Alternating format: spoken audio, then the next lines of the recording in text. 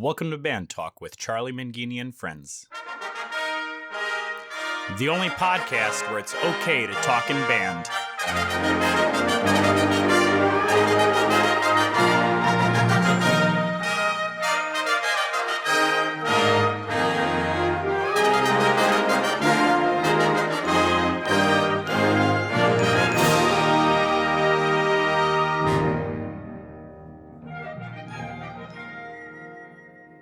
On this podcast, you will be able to hear conversations with some of the greatest names in wind band conducting, composing, and arranging. We'll also visit with great college, high school, middle school, and elementary band directors to get their thoughts on various aspects of being a band director. We'll have regular check-ins with instrument specialists, music dealers, and instrument repair professionals. And if that's not enough, we'll even have regular conversations with Dr. Tim, who will help keep us motivated. That's Band Talk with Charlie Mangini and friends. And now, here's Charlie.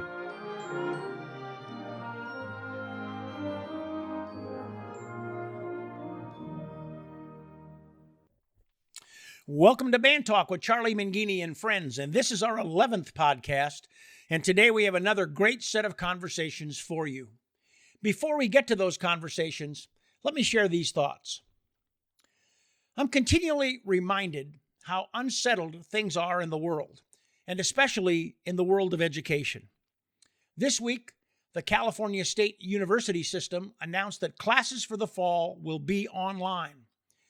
Other states are trying to create a hybrid system of delivering instruction, while others are working to bring back things as close to normal as possible with face-to-face instruction. With that, the thing you have to remember is that everything is in a state of flux. Things are going to change. Decisions will change. Plans will change. Situations will change. With the state of the economy, schools are finding themselves with budget shortfalls. And with budget shortfalls come cuts to budgets, programs, and staffing. Now, I don't mean to be giving a doom and gloom scenario here, but what I am trying to say is that it is more important for you, more important than ever, for you to keep the lines of communication open. Though you are most likely working from home, this is not a time to isolate yourself professionally. You have to be proactive. As you will hear later in the podcast, the key word is communication. You simply have to communicate. If you have not had a conversation with your administrator or your colleagues, do it now. Write yourself a set of talking points to help guide your conversation. Then get on the phone and speak to them. Emails don't do the job because emails don't contain music. The tone of your voice, the emphasis of your speech, that's the music that really carries the message. Our voices are so much more powerful than a page of empty words. Next, start to develop a set of action plans for yourself. These are not going to be set in stone, but do give it some serious thought. Know that with change comes opportunity. Remember, organisms that adapt survive. Don't be a dinosaur. Don't be unwilling to change. Ken Blanchard wrote a book many years ago titled Playing the Great Game of Golf, Making Every Minute Count.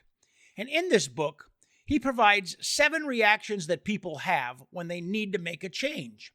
Here are 3 that I feel really apply in our situation. First, when change happens, we often feel awkward, ill at ease, and self-conscious. Second, people tend to focus on what they have to give up, not on what they might gain when change happens. And third, we feel alone, even if others are going through similar changes. Well, know that you are not alone.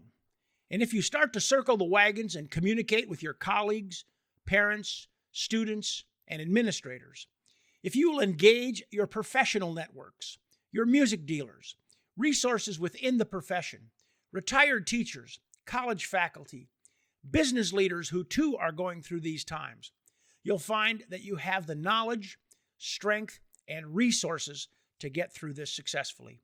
I know you can do it, but you have to start now. On today's podcast, we'll begin with a great visit with Gary Hill, Director of Bands Emeritus at Arizona State University. Gary is one of the finest conducting teachers and pedagogues I have ever met. His work in helping directors transform their ideas into physical movement is fantastic. After Gary, we'll visit with Dr. Cory from the University of Houston. Cory will talk about how the need to create a place for his student teachers to have those important conversations that take place outside the classroom led him to create his website, virtualmusicconferences.org, a place where you can go to find out about virtual music conferences available to you. And finally, we'll have a check-in with Dr. Tim.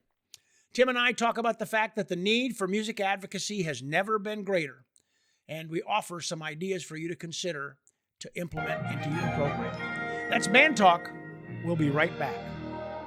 Band Talk with Charlie Mangini and Friends is made possible through the support of Hal Leonard, Eastman Musical Instruments, and Vandercook College of Music.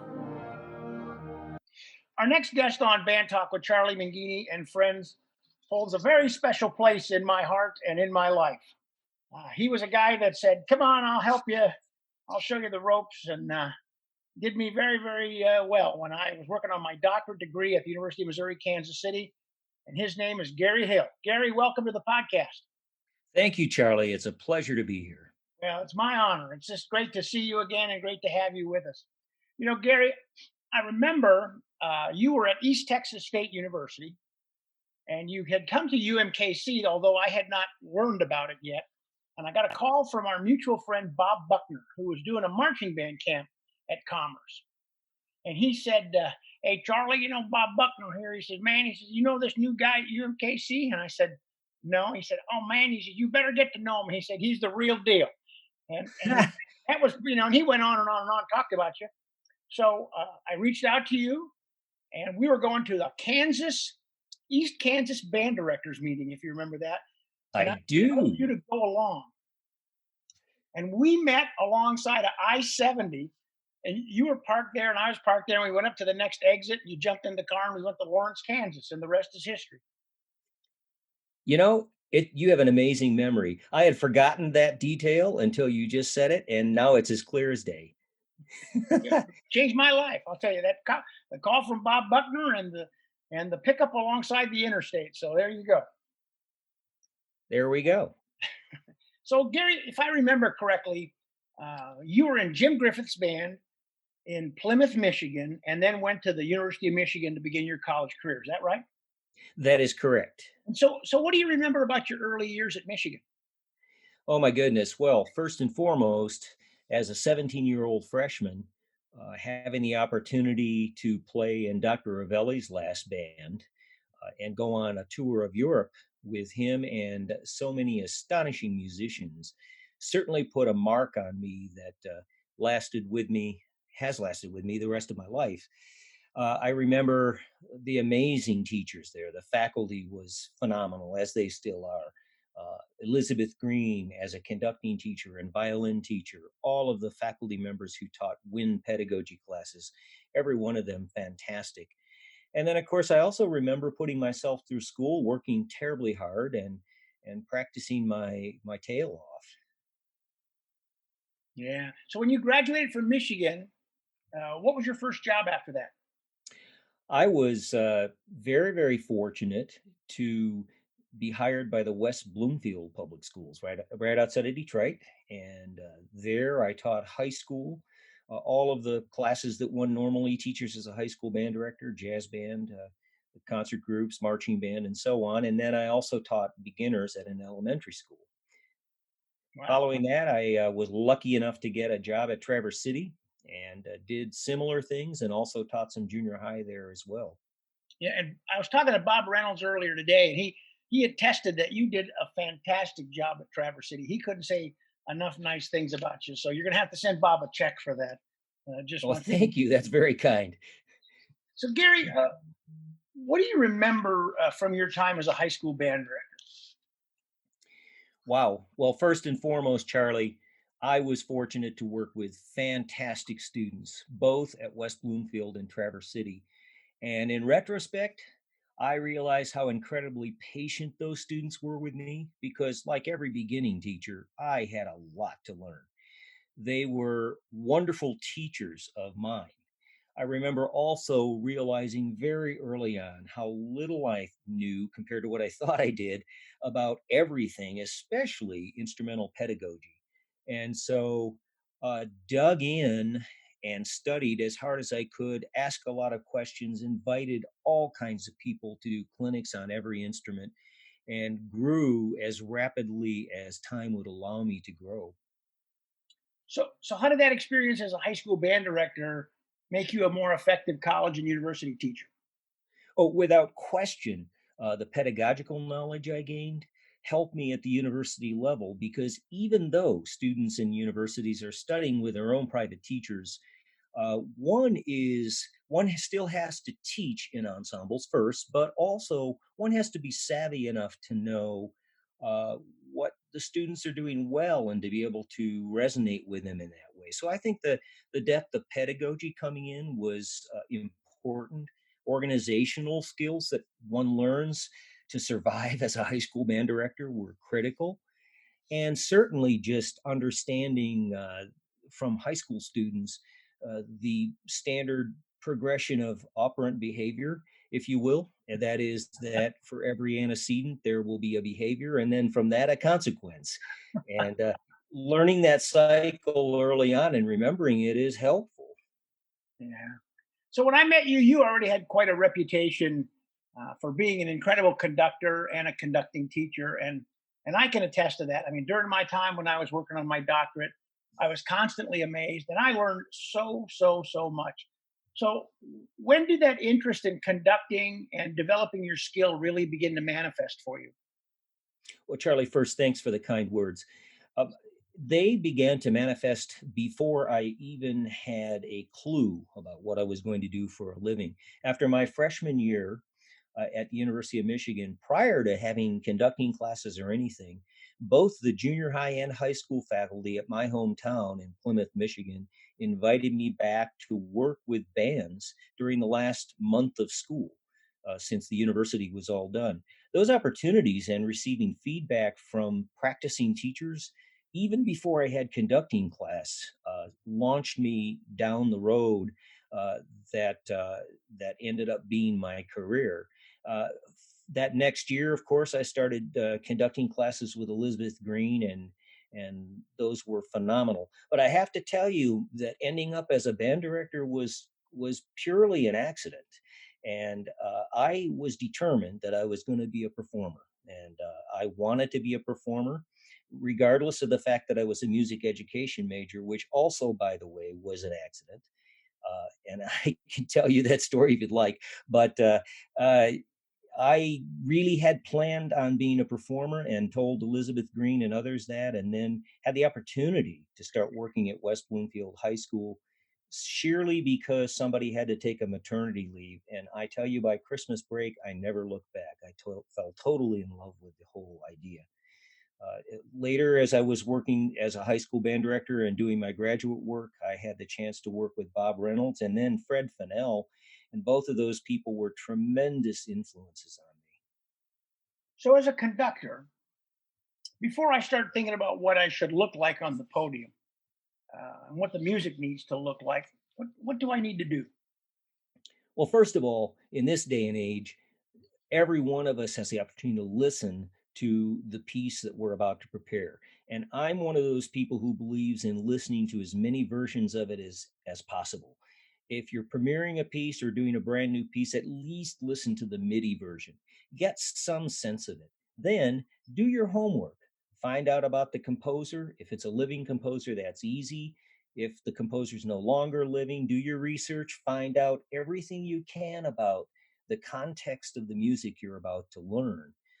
Then I begin singing. I begin singing all the parts. I use the composer's marked tempos, assuming they are there. And I try to sing faithfully the correct articulations, the correct dynamics, the correct intervals. I check myself. And after a very long process of doing that, I listen to the piece again and see how well I've done with my learning of what's there. Only then do I begin to sing and move together and figure out what it's going to take to express the way I feel about the music and what I've learned about the music as a conductor. So your concept of making the transfer from musical intention to conducting gesture comes after you really have a good feel of this is what the piece is about. It does, and that continues to evolve as I sing and I move, and then I start planning rehearsals. As I plan rehearsals and think about what the musicians may struggle with and anticipate those things, I change my conducting. And after each rehearsal, I adapt my conducting to what I think they need. They may need me to be a little more pragmatic here, or perhaps they need a little more inspiration here. And that process continues all the way until the concert and really honestly past the performance, because I take each performance and then spin backwards and figure out what did I do in rehearsals, that may not have been as effective, and how did it result in the performance being not as effective in these particular places, and then what can I do differently in my preparation next time to improve that process. So it's a continuous cycle for me. I remember you telling us that the approach, and I hope I got this right. You said when the music has high energy from the podium, we almost need to have lower energy. And when the music has lower energy, we need to almost have more energy from the podium. Can you explain on that a little bit? I can. Yeah, there are a couple of things related to that idea. First is a teaching concept. When students are struggling, I don't believe that's the time for us to be super hyper. We need to be relaxed and slow down the whole speed of everything and let them process. But the other related concept there, what you're referring to, I think, is when the texture is really busy and complicated, the last thing that musicians need from us is to see something busy and complicated. And yet, when the music is slower, I think they want more information from us about how we feel about the music. So I think those two things together are probably what you're referring to. Yeah. I remember you always talking about gestural vocabulary, and that conductors have a gestural vocabulary. So, how does a person increase their gestural vocabulary? Well, first, we do what all good composers do: we borrow and steal. And I believe in I believe in stealing from the best, and so I love watching great conductors of every genre and looking at their movements and trying to figure out why they're doing that at that particular time. And if I think it might be something that I can use, I'm happy to borrow it and try it out. The other thing though is to expand a vocabulary that's really authentic for ourselves. I think we only need to take 2 or 3 works per year if we're a school band director or orchestra conductor, whatnot, and look at the specific DNA of each work. Because in that specific DNA, we are going to find things that are different from any other work we've ever done. And from that, create for ourselves a gesture we think is appropriate to that musical moment. Try it out, see if it works in rehearsals. If it does, there we've added one more word, so to speak, to our vocabulary. And if we do that over time, think about that, adding 3 to 5 of those per year over 10 years, you've got 50 new ways of expressing something. And then you can begin to vary those very subtly uh, with different pieces of music. So I think it's a longitudinal process for sure, but it's also an intentional one. One has to go after the specifics. So as I hear you, and I hear in between of what you're saying, are you saying that conductors should really practice their conducting without an ensemble in front of them? I certainly believe in that very strongly. In fact, I feel hypocritical if I have not practiced and I stand in front of an ensemble of people and tell them to practice their parts, because there is no way that I can be what I need to be for them without that. No, I may be a lot more awkward than a lot of people, and perhaps that's my problem. But I also know that as I've gotten older, I found I have to practice more to be as effective as I want to be. Mhm. So, what advice would you give a middle school or high school band director that really wants to improve their conducting? First and foremost, not just practice, but deliberate practice. Practice your weaknesses, especially with respect to your fundamentals. For example, the single most powerful thing we have to do is give preparatory beats, not just at the beginning of the piece, but also as each event occurs or each entrance occurs. We should be very specific and exact with our preparatory beat, in my opinion. That takes a lot of practice. And just like professional musicians, whether it's a Joe Alessi or a Yo-Yo Ma or anybody practice their fundamentals every single day, we must also practice ours to stay sharp. Beyond that, rigorous score preparation and really regular self-assessment are the things that I think help all of us to grow and are mandatory for each of us. Yeah, I had a conversation with Joe Alessi recently, and he talked about how he got better as a trombone player was that he recorded every time he played and then he listened to it and he analyzed it. And he said, that's what made me a better trombone player. I'm sure the same thing is true for us as conductors to videotape ourselves and be honest with what we see. I would completely concur with that. Yeah. So if you were going to give a conductor a checklist of things that they need to be sure they do or avoid when they stand on the podium. And of course, you could go on for hours about this, but give me your top three, five, seven, whatever it is, things that you would make sure that you want them to do or avoid. Yes, you're right. I could go on for hours, but I won't. First and foremost, the most important thing is to connect. So, assuming you know your score, really know it, risk making mistakes by not looking at the score and look at the musicians in front of you, no matter whether they're sixth graders or professionals. Connect first and foremost. Then make sure you engage everybody in all kinds of different ways. I leave the podium a lot with younger students, walk around. Um, I want to see what they do without me moving. I want to listen to what they're actually doing. So, in other words, employ a lot of different teaching modes if you're teaching younger students.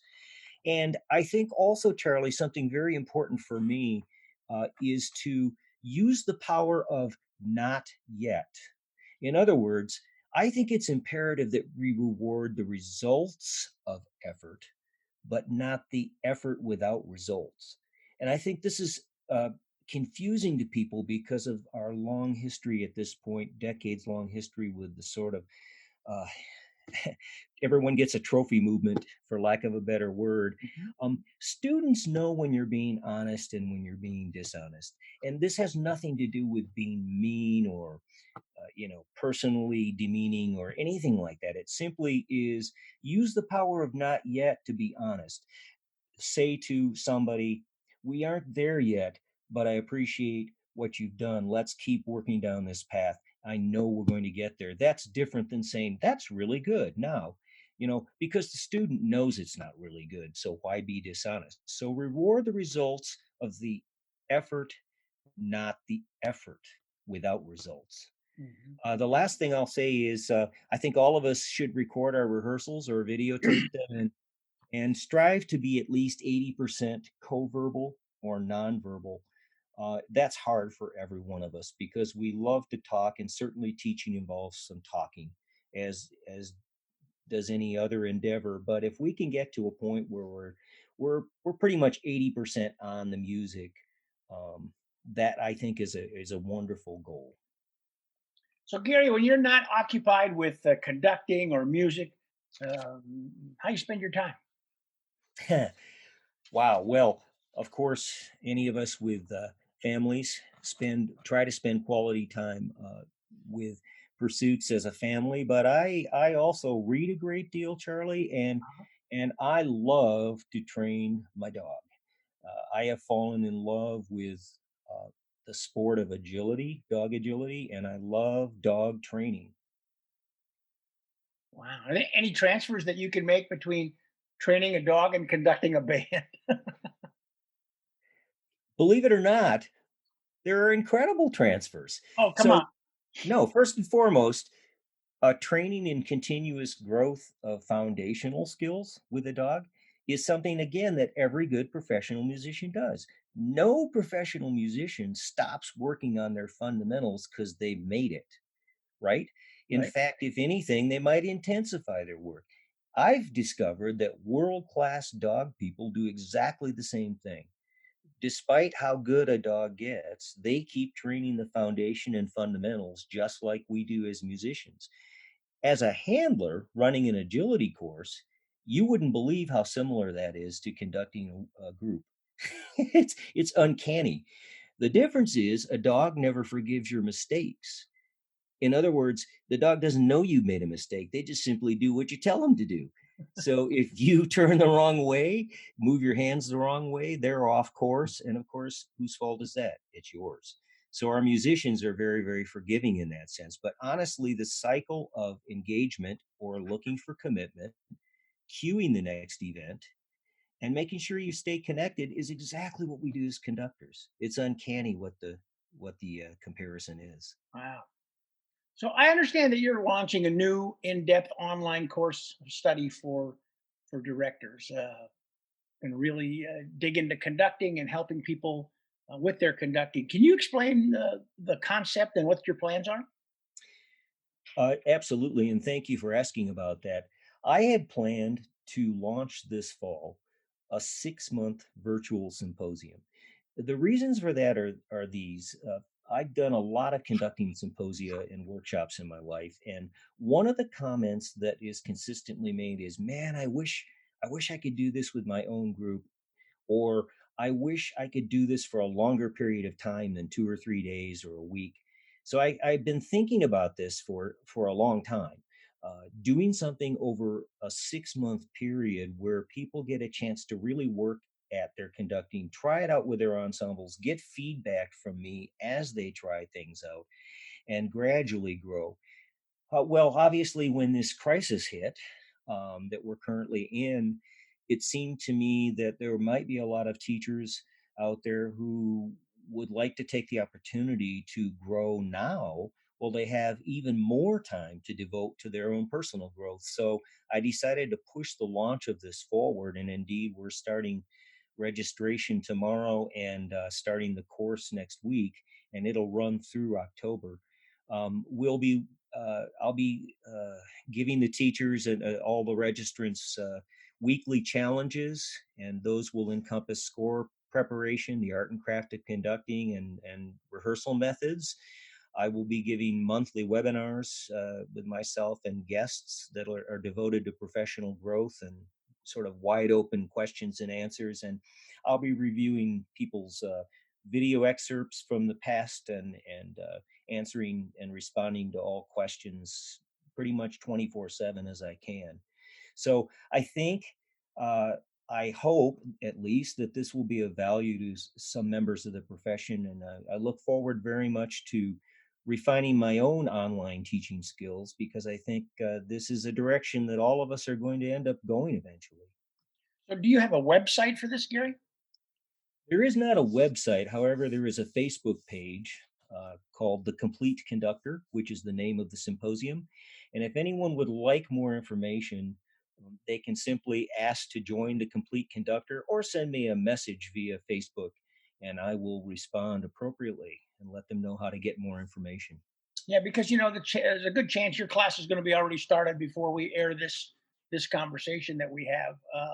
So hopefully people will still have interest, and once October comes, I hope you're going to offer it again. Correct? That is my plan, Charlie, and certainly I will hold registration open for several weeks, so there will be no problem allowing people to certainly register, especially at the auditor level for a long time. That's great. Gary, I so appreciate you spending some time and sharing your thoughts, man. It's just always invigorating to have the chance to chat with you and to see you and to be with you. And I hope that we get through this coronavirus soon and I get a chance to thank you in person. Well, thank you, Charlie. I feel the same way about you. It's been a real privilege to connect with you. It's always rewarding to speak with you, and I thank you for having me as a guest. Thank you. Give our best to Lisa, and Wanda joins me in sending her best. Thank you, Charlie. Talking with Gary Hill brings back so many great memories. I'm sure you picked up from our conversation that Gary is a brilliant thinker. He is so articulate. And his conducting, much like his speech, is free from interference. I loved the power of the not yet. What a simple but great tool to add to your toolbox right now. And then the need to really take our conducting seriously, practicing, studying, and ways for us to increase our gestural vocabulary. Just priceless information. I recently spoke with Gary about the Complete Conductor Online Symposium, and he mentioned that he is still accepting people who would like to get in and audit the class. Now, this is a fantastic way for you to experience and learn from one of the best. If you have a question about this, please contact Gary at thecompleteconductor@gmail.com. That's thecompleteconductor@gmail.com. Knowing Gary, he'll get right back with you and help you get on your way to becoming a better conductor. Next, we'll visit with Dr. Cory Meals from the University of Houston, who will tell us a little bit about his virtualmusicconference.org website resource and share some ideas on where band is today and where he thinks it might be heading. Vandercook College Music is proud to support Band Talk with Charlie Mangini and friends. Vandercook is the only college in the nation solely devoted to the practical education of the school music teacher. If you have a student who wants to teach music, or if you or someone you know is looking for a great, practical Master of Music education program, then look no further than Vandercook College of Music in Chicago, Illinois. Vandercook also has the largest array of on-campus and online classes in their Mecca continuing education program. To learn more about Vandercook, visit vandercook.edu. So joining us on Band Talk with Charlie Mangini and friends is a dear friend, a kid that I've known quite a while, a long time, from Pennsylvania. Somehow he ended up in Houston. Cory Meals, Dr. Cory Meals, welcome to the program. Thank you. Thank you very much for having me. So, Cory, it's been a couple of years since I've had the chance to see you and sit down and chat with you. So catch me up on what you've been doing. So I've been doing a lot of things. Probably just kind of a potted history a little bit. Like I taught in Texas for 8 years. I was very fortunate to get a job in Dallas Fort Worth right out of Vandercook and had a great time teaching there. And then down here in Houston, decided to get my master's at University of Houston in wind conducting with David Bertman and Eddie Green and all the people that are kind of orbit around the constellation of U of H. And then from there went and got my doctorate at the University of Washington with Steve Morrison and Tim Salzman and Brad McDavid. From there, got a job in Northwest Georgia, just outside of Atlanta at Kennesaw State. And about 3 years ago, ended up back here at Houston, at University of Houston on the music education faculty. So a little bit of a slingshot around the country for us. So you studied with Eddie Green, and then you studied with Tim Salzman. That's kind of polar opposites, isn't it? In some ways, yes, but surprisingly, in other ways, not. They both have obviously a strong passion for music education in ensembles. And the way they go about creating those experiences has more similarity than I thought it would. But at the same time, there are notable differences. And I think that's what gives it its flavor that we appreciate, is that news of difference between the two is kind of the things we appreciate about each of the teachers and the personalities they bring, but also the experiences we have as students. Yeah, and that adds much more to your toolbox too. So Totally. Increases your scope of thinking and the number of ways you can approach things. So I think that's awesome. So what's your role at the University of Houston now? So I am an assistant professor of music education. So I teach teachers basically, and really just kind of help mold our undergraduates and help make our program stronger, as well as working with our graduate students. And occasionally I'll moonlight and go over and get to work with the bands, which is always fun. So in a recent email that we traded, I learned that you've hosting a website, or actually an activity or a resource called the virtualmusicconference.com. So would you tell us what that is and how you got the idea for it? Yeah. So I was approached kind of right after things started shutting down in Texas by a local band director, Joni Vertel Perez, up at the Woodlands High School. And she had a concern for her student teacher, who's one of our students, but also student teachers broadly missing out on kind of the conversations that you have in the director's office where you're talking about, well, what do I do when I go interview? What are good questions to ask and things like that. And so she wanted to provide a forum for that. And so we started hosting these Zoom calls with 30 to 40 kids talking about those things, like what is it to be on the job search and what is it like to be an assistant director, because that's commonly the job they would get here in Texas. And from there, I started noticing that students were kind of bailing out about halfway through the call because there were other things going on online. So it was very much like a conference where you would just kind of have the same session, have two sessions at the same time, and jump over to the other one. And so I thought to myself, like, where are they getting this information? And I started coming across more and more and discovered there's really no central repository for it. And so it's turned into this kind of ad hoc organic conference that we're hosting online. And there's no central program book. So that's what virtualmusicconferences.org is set up to be, is a, for lack of a better term, a conference program for a conference that's ever evolving and organically changing over time. It's a great resource. I've looked at it and gone through all your links, and there's a lot of stuff out there that I was completely unaware was happening. So thank you for providing that service. That's terrific. Oh, totally. Yeah. I mean, and the intent is that it's going to add to itself as it continues on. So if anybody has things that they want on there or things that they think are really cool, just send them my way and I'll get them posted as soon as possible. So with virtual music education, uh, is this just a stopgap in the way we're learning, or the way that learning has to take place now, or are we really seeing the birth of a whole new world in terms of education? That's like that's the question of the moment, isn't it? And it's really interesting to think about from a intellectual standpoint, and from a practical standpoint. I think the answer is yes and no to all of those things. There's an author, William Gibson. He's actually the guy that came up with the phrase cyberspace, but he talks about this idea that the future is already here. It's just not evenly distributed. And I think what we're seeing is that we've had to kind of all glom onto these platforms like Zoom and Google Meet and whatever version Skype that we want to use. And we're seeing where those things work really well because we have no other alternative right now. But we're also seeing where they fall short. So I think it's a stopgap in the short term, but long term, I think we're going to see more interaction like this over these online platforms, but it won't replace the things we know this doesn't serve. This can't replace ensembles. This can't replace in-person instruction, but it can augment it. It can serve as a really good way for us to interact with people who we can't get on campus or we can't sit down next to, but we can still have a meaningful conversation with them. So I think it's pointing towards a future that's more integrated with technology, but not totally subsumed and only through technology that we're learning. So, what's the future of band as you remember it? I mean, I think it's going to look a lot like what we've always done, but I think this sort of thing provides an interesting avenue for us to add more experiences to our students.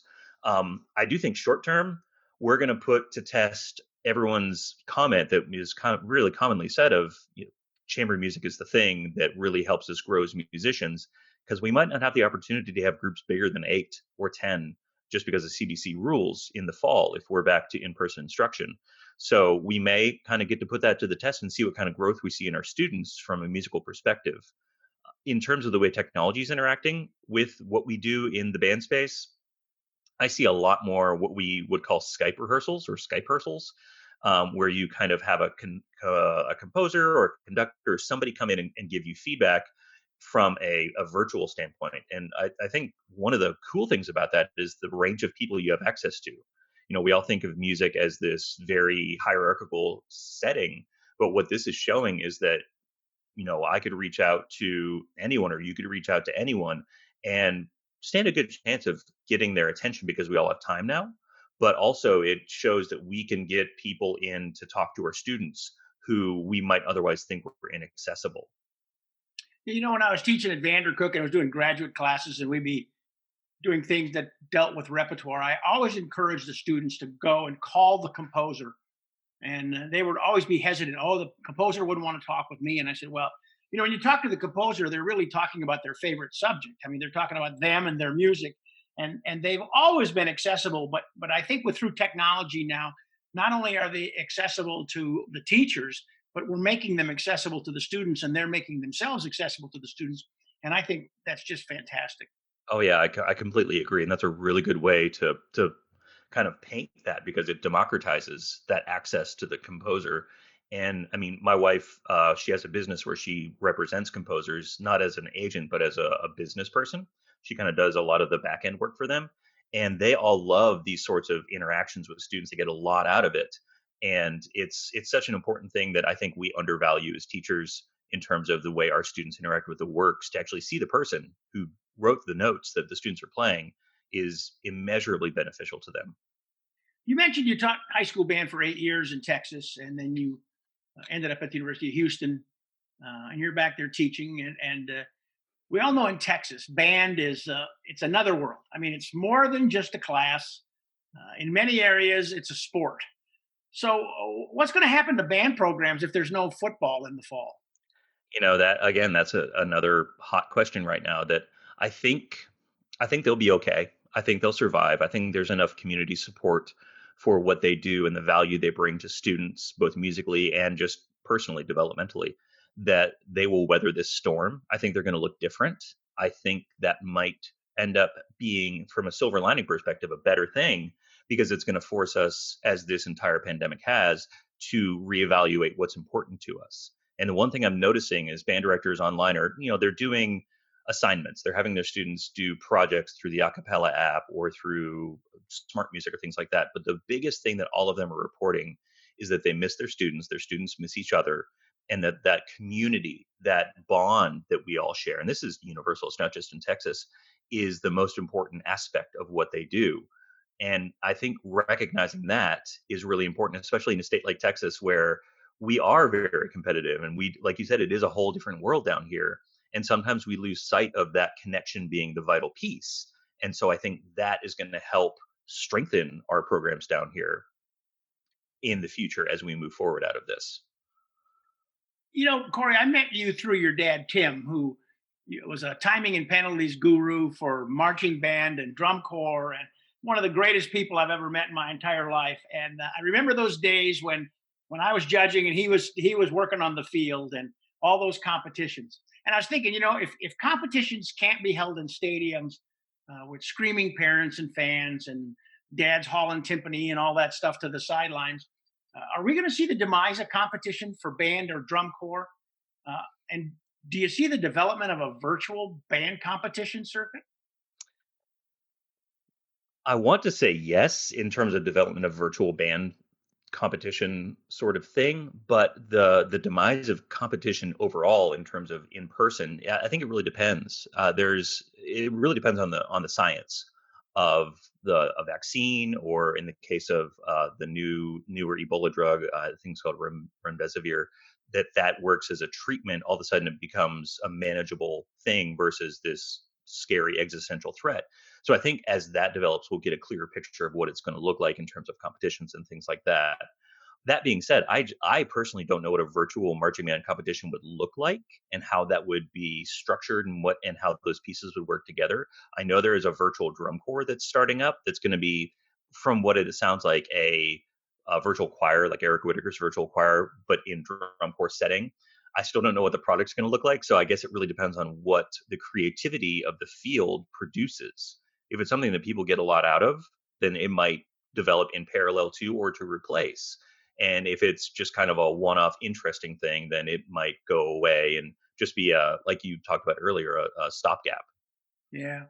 Well, what I was thinking is like somebody's going to put together a pieware drill, and then they're gonna have their kids all play the music, and they're gonna put the music to the pieware drill, and then they're gonna have little videos of color guard kind of bordering the students playing Hmm. their instruments, and it's gonna get wild before it gets before maybe I've been drinking too much coffee. I'm not sure. I'm on cup number 4 for the day, so I'm right with you. So once we get back to face education, Corey, all the new instructional tools and strategies we've been forced to use, how's that going to help influence our teaching? We talked a little bit about it earlier, but Right. let's I really think it's going to. articulate that. I think it's so. Like, Steve Jobs has a great quote where he talks about humans being like a middling efficiency creature on Earth, but when you put us on a bicycle, we're the most efficient. And he called computers bicycles for the mind. I think we're going to hopefully start to see that technology becomes that bicycle for the mind in band, we tend to get dinged in ensemble music in general, but band specifically, for using technology in a very superficial way. Like we use a tuner or a metronome sometimes, or we'll do smart music or something like that. I think we're going to start to see people really deepening the experience and integrating technology that they had to use during the pandemic into daily instruction in a way that it becomes seamlessly integrated into the student's experience. So they don't know that it's additional technology because the fact that we are incorporating it so cleanly, it dissolves into the background. I think that's what we'll start to see, and people will pull from things that worked during the pandemic, but also they're going to have a really clear case for why they don't want to do something because of its lack of efficacy during this time. Wow, that's good. I like that. So, as you were working on your bachelor's degree in Chicago, you were already also marching with the Cavaliers Drum and Bugle Corps, and I know you enjoyed that experience a lot. And how did that experience help influence your philosophy as a teacher? Interestingly, for being in a super competitive activity like drum corps, it actually really made me focus less on the outcomes and more on the process. That was one of the mantras that we were kind of fed during my time in the Cavaliers, which was late 90s, early 2000s. And then I was on staff thereafter. The process is the thing that is going to make you great, not focusing on the product you're trying to create. And so that heavily infused into my teaching philosophy, especially in a state again like Texas, where we are hyper competitive compared to other places, where we talk to the students all the time about, you have to put in the hours to be able to do whatever it is you want to do, whatever the goal is you have. But the quality of those hours is going to set up what you're able to demonstrate in a performance situation. We always talked about doing 100% of what they know how to do and making sure that they are building on past successes and using those as the baseline rather than a high point that becomes your new starting point.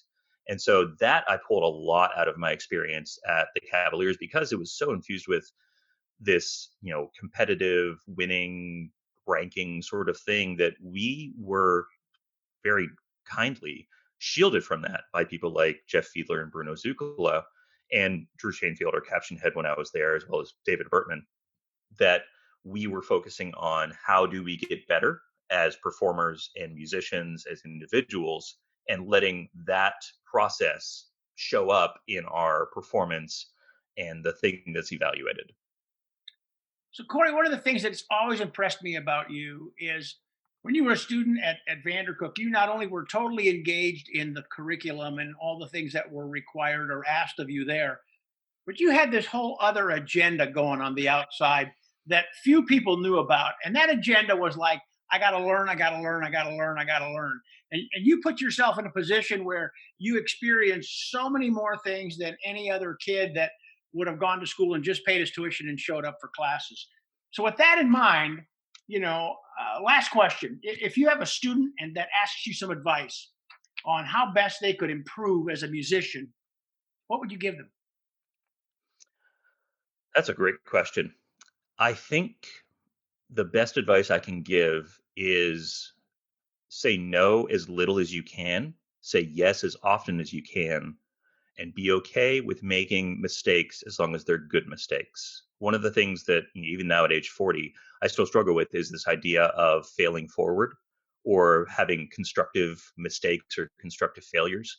And I recognize in my development, I had a lot of points along the way where I could have gone down the road of that being the thing that derailed me. And instead, I said, okay, what can I learn from this? How do I kind of make this into an experience that is not a lose, but is a learn? Because the thing that's really struck me in watching my undergraduates now is that if we set up a situation where where their two options are they they win or they learn rather than they win or they lose, all of a sudden all outcomes become much more positive for their mental well-being, but also they learn more.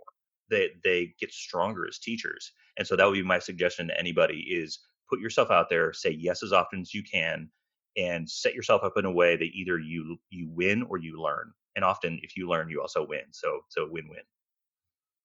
Dr. Corey Meals, it's great to talk to you. You look well. Give my best to your folks and your family, and I hope to see you soon. Thank you so much, Dr. McGinney. It's always great to see someone you had as a student along the way become successful. Cory Meals continues to display that focus and vision that impressed me during his years as an undergraduate. To see him doing great things as Dr. Cory Meals at the University of Houston does this old man's heart good. Keep up the good work, Cory. In a minute, we'll check in with Dr. Tim for some thoughts as we end today's podcast. Band Talk with Charlie Mangini and Friends is made possible through the generous support of the Eastman Music Company. From the first student instrument to the professional heirloom, Eastman Music Company is committed to crafting the finest instruments for musicians throughout the world. For more information, visit eastmanwins.com. So we're going to check in with our good friend, Dr. Tim Lautzenheiser, to kind of wrap up today's podcast. Dr. Tim, how you doing? I'm doing fine, Charlie. How are you doing? Man, I'm doing great. Tim, you've been home since when now? March 18th. Yep. That's Go ahead. That's the longest you've been home since you were like in 6th grade, right? You know what? You're exactly right. Even when I was teaching, we were doing runouts and everything. Well, you were part of it. You were in the car with me, and this is the longest I've ever been in one place at one time. Yeah. So yeah, I bet you're really having a good time, huh? Well, you know what? It's interesting because I think it's like everybody else. A day is a day. 24 hours is 24 hours. And if you're committed to what you're doing, it's just another day. It goes around. So, like you could be on an airplane or you could be home doing what you're doing, but you're always busy, right? You're always busy. Got to keep it going. Yeah. You got to keep it going. Well, Tim, I want to talk a little bit about music advocacy, something that's really close to your heart and something that you have spent a great part of your life advocating for advocacy and the importance of it and getting teachers to go. And I always remember you and I were together at the Illinois Music Educators Conference on a Thursday night, and we're walking down the hallway, and this band director screams like from 40 yards away, and he goes, "Hey, Dr. Tim, hey, I need some of that advocacy stuff because there's a school board meeting next week and they're talking about cutting my program." And you and I kind of looked at each other and we kind of laughed, and you were very kind to him. But that's kind of where we are right now with the different scenarios that are popping up for fall. Is it too late for teachers to start doing anything in terms of advocacy with their administration communities? No, it's never too late. It's never too late. I mean, some people like you have been wise and it's constant. It's like watering a plant. You want the plant to grow, you water it. You just don't wait till its leaves are about to go off and then pour a ton of water on it. No, I think it's really important now for our voices to make a difference. And, when people go, nobody listens to me. Well, that's because you aren't at the table talking. So, we have to get to parents, we have to get to administrators, we have to let the message be known. And just to stand back and go, well, let me see what comes down the pike. I think you're Destiny's plaything then. I think it's all the time. Okay, you know that. Nobody's better at it than you are. Well, I understand that. And of course, when this first started, the smart teachers, not that the people that listening that didn't do this aren't smart, but they already started thinking about advocacy. They were sending copies of their lesson plans and what they plan to do to their administrators. And so if you didn't do that, if you haven't kept your administrators in the loop, I guess one of the things you could do would maybe do a survey to your parents and do a survey to your students and ask some questions and collect some data and then share that with the administrators. Yeah, I mean, you just have to get the stuff in front of their eyes, in front of their brains, out of sight, out of mind, right, Charlie? Exactly. So, good advice you give there, my friend. So as the states are getting less and less tax money, that means that tax money is going to impact the amount of money that school districts are going to get. I mean, we're in a chance really that, and boy, I hate to be doom and gloom, but we could see districts maybe thinking about cutting way back on music programs, music staffing, furloughing teachers and stuff like that. So advocacy is more important now than ever. Yeah, it really, well, it's critical now. I mean, it's sort of, and you can't close the barn door after the horse is out. That doesn't make any sense. So yes, I mean, again, your idea of we have to get information in front of these people's eyes so they can see, because with less money, I mean, well, we all know this. With less money, it's going to go to reading, writing, and arithmetic, and that's where it should go. Those are the cornerstones. However, I mean, you and I and people listening to this go, well, music's part of that too. And that's where we have to keep reminding people and championing this and waving the flag that, oh, hang on, we're an academic pillar too. We have to be in there because it's easy to let it slide. And we all know your whole life has been advocacy. What we're all doing is advocacy, and it never quits. It never quits. So yeah. How about involving school boards? Is that something that they probably shouldn't do, or should they just go to their administrator? What would you do? I would be at the school board meetings. I would have parents there and stating the case, not shouting it, but just saying, look, here's the evidence, here's the information. There is so much correlation between a child's success and their involvement in the arts. You just can't deny it, because what happens is when they get in the arts, music, whatever it is, their academic scores go up, their emotional state gets better. Music is a solid, it's part of who we are, and you can't have full growth and development with having the arts as part of your journey. It just is. Yeah, So so I yeah, I'd be imagine. Yeah, so I imagine that a lot of school districts right now are probably doing virtual school board meetings, and of course, those meetings have to be open to the public as well. Correct? I think so. I think you're right. Yeah, I Yeah, I think think they have to be open. So maybe that's a good forum for teachers to find out when those things are going to be, and maybe even have a student that speaks to the school board and thanks them and let them know that during this time of distance learning, boy, music has been the thing that's really kept me going. I think it's kept kids together better than anything, to be real honest, because I'm not sure, and this is not a disparaging remark to anything else, but I'm not sure the math kids are talking to each other. But we know the music kids are. Yep.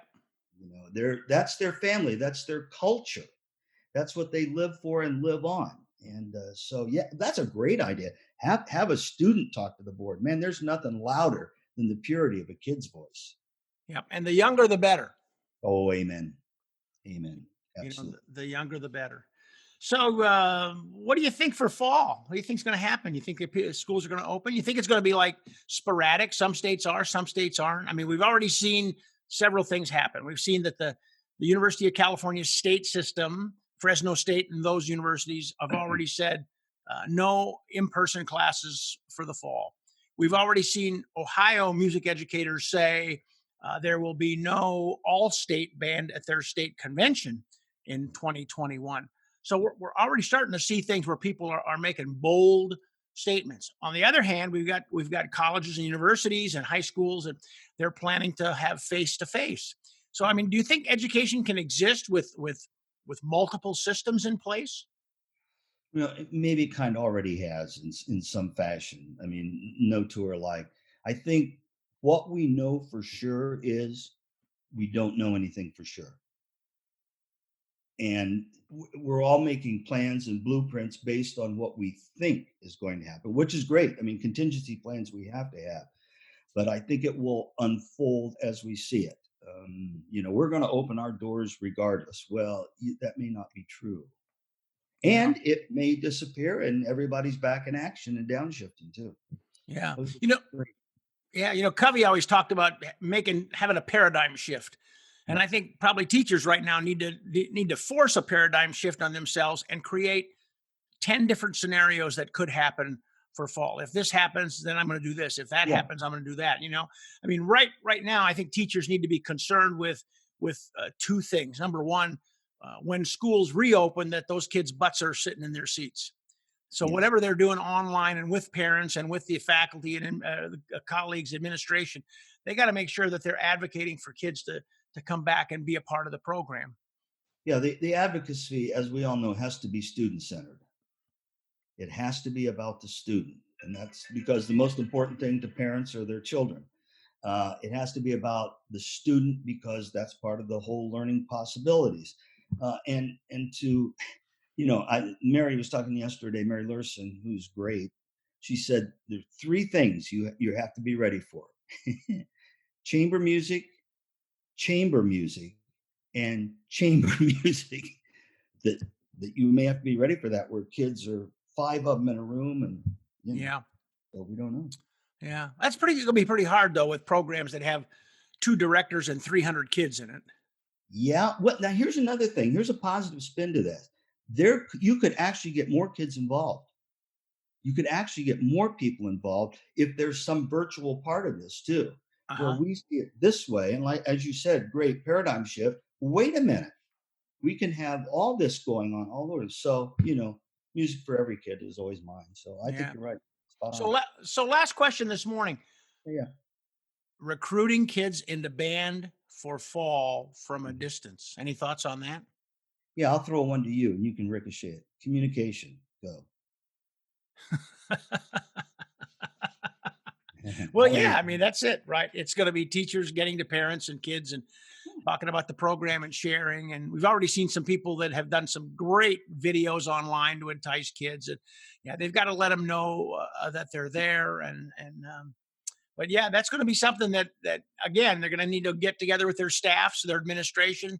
They're going to need to talk about it, get with their music dealer, involve their music dealer, because they are I think they're the real secret to the success of any sort of recruitment program, getting the instruments in kids' hands, making that contact with the parent. I mean, just kind of completing the circle. Well, we were on a call yesterday with 200 dealers, Uh-huh.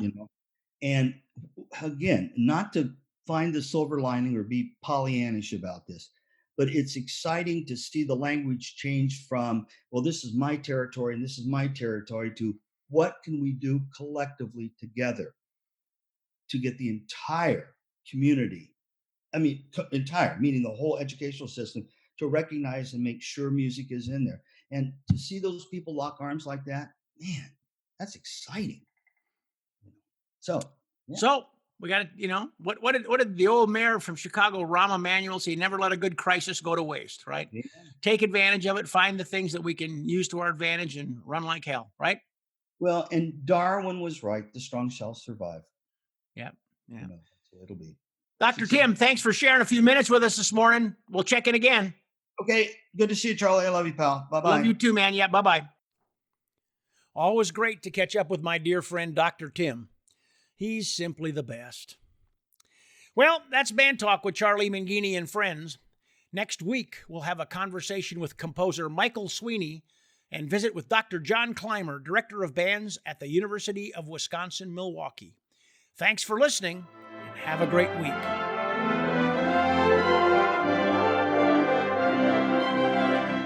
Thanks for listening to Band Talk with Charlie Mangini and friends. If you would like to send a question to Charlie or have a comment, please send an email to bandtalkcharlie@gmail.com. We hope you will let your colleagues, students, and friends know about Band Talk with Charlie Mangini and friends. Thanks for joining us, and we look forward to being with you again soon.